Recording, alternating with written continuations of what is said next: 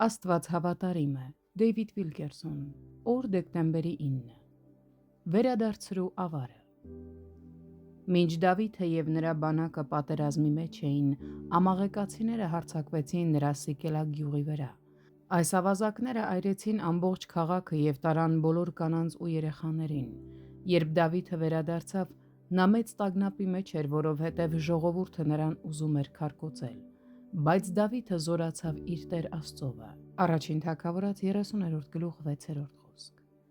Հոգևոր պատերազմին նայելով, սա հարձակում չէր միայն Դավթի վրա։ Դա համապարփակ հարձակում էր Աստծո հավիտենական նպատակների վրա։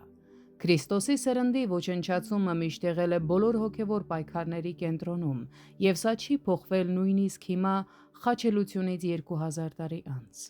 Սատանան շարունակում է հարձակվել մեզ վրա, Քրիստոսի սերնդի վրա։ Դավիթը լսեց իր մարդկանց տրտունջը, բայց գիտեր, որ իր սիրտը ուղիղ էր Աստծո առաջ։ Սուրբ Գիրքն ասում է, որ նա զորացավ Տիրոջով և ուժ ստացավ։ Դավիթը անմիջապես հետապնդեց նրանց և հասավ ամաղեկացիներին։ Նա փրկեց բոլոր մարդկանց և վերադարձրեց գողացված ողջ ավարը։ Խոսք 19-20։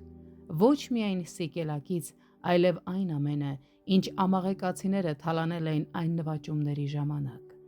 Ինչ արեց Դավիթը այս ամբողջ պատերազմական ավարով։ Նա այն գործածեց Աստծո նպատակների համար։ Սա մեր հոգևոր պատերազմում Աստծո նպատակի ևս մեկ օրինակն է։ Մենք պետք է մարտի ավարը վերցնենք ոչ միայն մեզ համար, այլև Քրիստոսի մարմնի օրհնության համար։ Հասկանում եք, թե ինչ նկատի ունեմ։ Սկսում եք հասկանալ ձեր ներկայիս պայքարի պատճառը։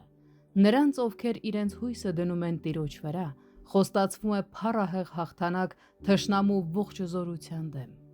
Տերը ամբողջությամբ փոխեց Դավթի իրավիճակը, և նա ուզում է, որ դուք իմանաք։ Այո, դուք հաղթանակած դուրս կգաք սրանից, բայց ես ձեզ կդարձնեմ ավելին, քան պարզապես հաղթող։ Ես ձեզանում իրականացնում եմ իմ թագավորության ավելի մեծ նպատակ։ Դուք այս ճակատամարտից դուրս կգաք ավելի շատ ավարով, քան կարող եք տանել։